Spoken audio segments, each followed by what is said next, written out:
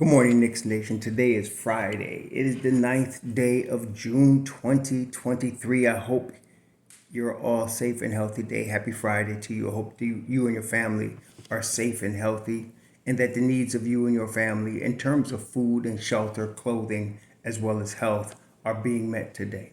Blessings upon those that work in the healthcare field who, along with the first responders, are seeking to save lives today.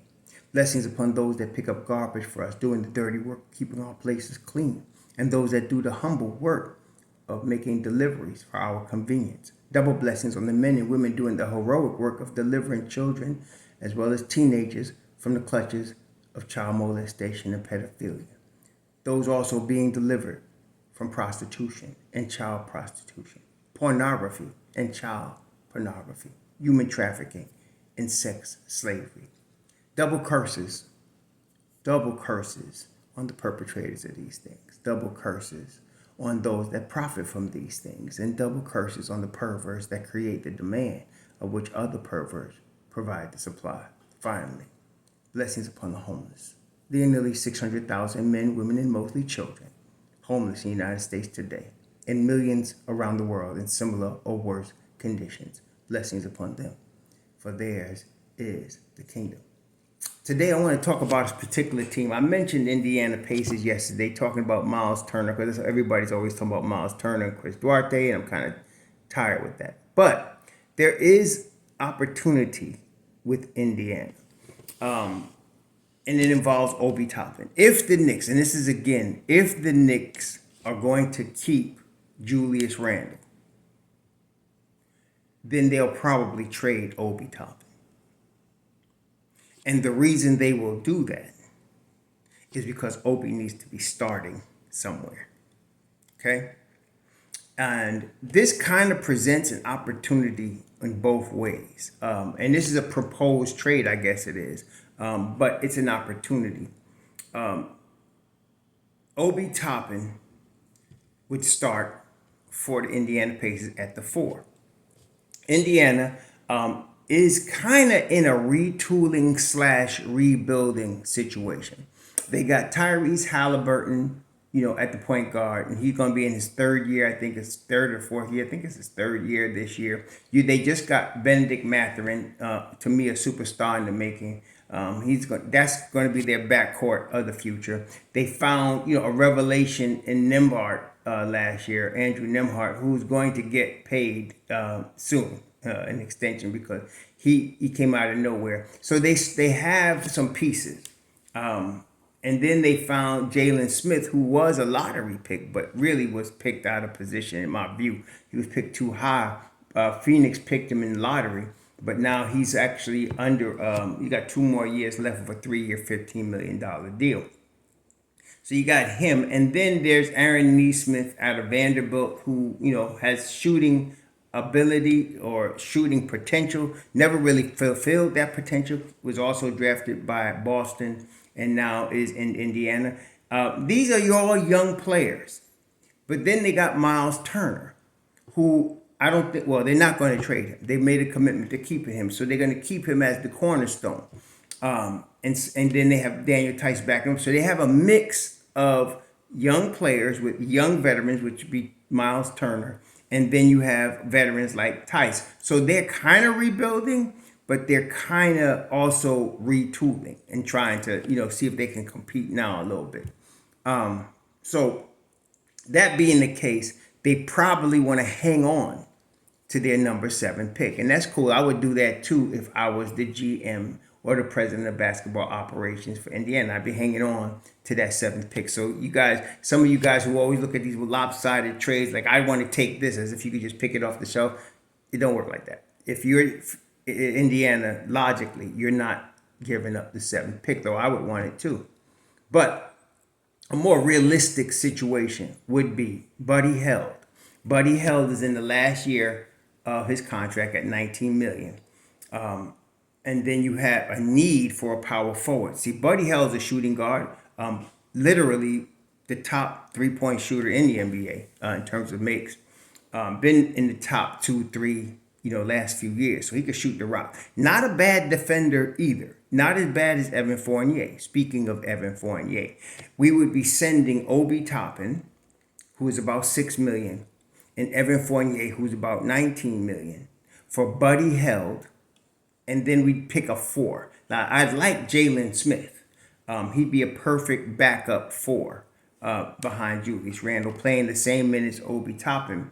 But they may want to keep him. But I am looking at Isaiah Jackson, who I really think is more of a 5 than a 4. So I'm not really high on taking him. He's a really nice, athletic kid. Needs a little seasoning, but he needs to coming out of Kentucky. Needs a little seasoning. I can see, but that's a cheap, easy get. When you get Buddy Hell's 19, you get about 3 million for Isaiah Jackson. You're talking about 22 million. You're sending back 19 from Evan Fournier's 1 year left on his deal, and then you're sending Obi 6. And I want the 29th pick. Indiana has the 29th pick in the draft. Now, I'm looking at the 29th pick, and this is what I want to help you all out a little bit with, Knicks Nation. Please bear with me. It's not necessarily the Knicks picking 29th with that pick. I think y'all should know that by now. Dealing with the Dom. You should know that. But it's not necessarily the Knicks picking 29th with that pick. Think of that pick as an asset. Okay? Think of that pick as an asset. And so they could pick 29th, or they could trade or down or trade up. Okay? And the Don is capable of doing all that. With that pick, you have now an additional asset that you might be able to combine with R.J. Barrett. If you were going to move R.J. Barrett and say you were going to get OG Anunoby, right? Or say you were going to get Pascal Siakam. I'm not mentioning purposely KP or Grant because in a couple of weeks, they're going to be unrestricted free agents. So we wouldn't even be talking about really a trade with them. We'd be talking about signing one of those guys if we could. So you're talking about R.J. Barrett with the 29th pick, and you can maybe add another pick because now the Knicks have a ton of picks. You can add another pick with R.J., maybe offer that to the Nets for Mikal Bridges. Okay, so now at the end of this deal, you would have a bench that would have Isaiah Hartenstein at the 5. You would have either Jalen Smith or Isaiah Jackson. I keep saying Chris. Isaiah Jackson at the 4, preferably Smith. You would have Joshua Hart, and then you would have IQ, which would be a really nice bench. Deuce would be out of the rotation again. I don't know what they're going to do with Deuce, but I don't know. I don't know what they're going to do with him. They're not going to trade him because of the $1.9 million steal they got him for, but he might just hang out another year and play the same role. I don't know. But in that scenario, that's what you would have. Okay? That's what you would have in that scenario. So the Knicks are, I was thinking about this morning. There's probably a 95% chance they re-sign Josh Hart. Probably higher, probably 99. And the reason I say that is because not only does Josh Hart love being in New York, they gave up the number 23 pick to get him. Okay? And the Don ain't taking no shorts. So they gave the number 23rd pick of this year's draft, which could have been Chris Murray, to get Josh Hart. Okay, so they're not just going to just let that walk. So they're going to re-sign him. So that being the case, you're looking at Obi Toppin starting. Now for Indiana, you'd have a starting 5 of Obi Toppin, Miles Turner, probably Chris Duarte. Then you have Benedict Mathurin with Halliburton. Really nice team. Nice team. And then you still have Aaron Nesmith coming off your bench as a shooter. You'd have still either still Isaiah Jackson or Jalen Smith, whichever one did not go to the Knicks. You'd have that. And then you have the number 7 pick in the draft. So you have a good foundation going forward if you're Indiana. And if you're the Knicks, you now have a tremendous shooter in Buddy Hield. You have a tremendous shooter in Buddy Hield that could either start at the 2 guard and move Grimes to the 3 if you trade RJ, or bring him off the bench. And you're going to have him and with Isaiah Hartenstein, Josh Hart, and IQ, and then maybe Isaiah Jackson or Jalen Smith be be out of rotation. But you have options now, and that's why I say if the Knicks are going to make a trade, and I've been saying that, I'm coming to the conclusion it would be either RJ and or Obi. They can force IQ to stay. IQ is not going anywhere unless they get a tremendous deal for him. If they get a tremendous deal for him, the Knicks are always going to make a move if they got the advantage on a deal. Period. They're going to do that because that's how they operate. They're opportunistic, very opportunistic. So if there's a great opportunity with IQ in a trade, they'll move him. But they don't have to move him. They can hold on to him at least one more year and see how far we can go in the East with him on our bench at least one more year. So you have that. But right now, like I said, you're probably losing RJ and Obi, and you're probably replacing them with defense and shooting. That's probably what you're looking to do. You're going to replace them with defense and shooting. So that being the case, I think that's a good situation for the Knicks.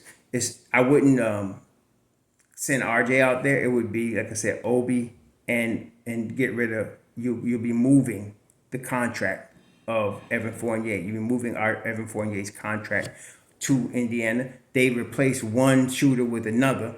Evan Fournier will come off their bench as an additional shooter with 1 year remaining on his deal with Aaron Nesmith. So that there you go. And then the Knicks get their shooter in Buddy Hield, one of the premier three-point shooters in the NBA. And again, Hield is not a terrible defender.